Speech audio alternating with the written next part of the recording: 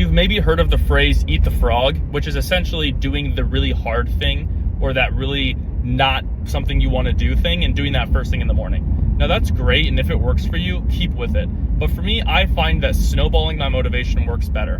And just like a snowball, if it tumbles down a hill, it gets larger and larger and larger, and that's kind of how my motivation works. So if I do small things at the start of the day, they slowly add up, and I build confidence in myself that I can do more difficult things. So maybe that starts with just having a simple morning routine. Waking up, going to the bathroom, taking your supplements, brushing your teeth, weighing yourself, yada, yada, yada, right? When you have that routine, instead of just waking up, doom scrolling, and then eventually getting out of bed and then rushing to do those things, that might be enough motivation for you to be like, hey, I'm making a routine and I'm doing these small little things that are beneficial. That might snowball your motivation. So then the next thing that you do is a little bit easier. Maybe making that decision to have the healthy breakfast over the less healthy breakfast, that's an easier choice then.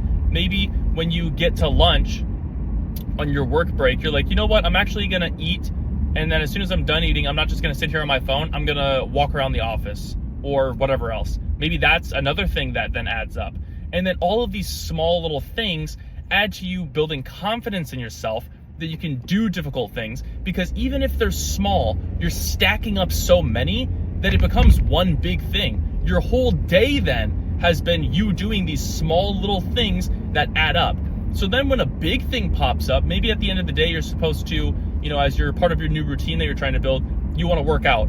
That's going to be a lot easier because you've done so many other things that were difficult, even if they're small. But then this next thing doesn't seem as big because you're like, you know what, I can handle this. I've handled so many other things in the day. I can do this. But if you think of days where you're not doing a lot, maybe on a weekend where you don't really have anything going on, and so you're just sitting around all day, it might be hard for you to even do the dishes because you're like, well, I'm just sitting on the couch doing nothing. I don't want to have to get up and do that, because you haven't done anything with your day in order to snowball that motivation. And so if you're someone who kind of has that mentality similar to me, try and do that. Even on your, lazy days or your off days, try and snowball a couple small things at the start of your day, and it'll add up. Maybe do half of your laundry instead of all of your laundry.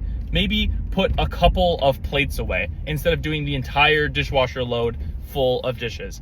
And these small little things add up over time and will lead to you snowballing your motivation. So then maybe later in the day, you come back to those dishes and you're like, you know what, I already did the half, I can do the other half. So try that out. Let me know what you think. Comment if this works for you, if you prefer the eat the frog approach. Both of them are completely valid. It really just comes down to person specific.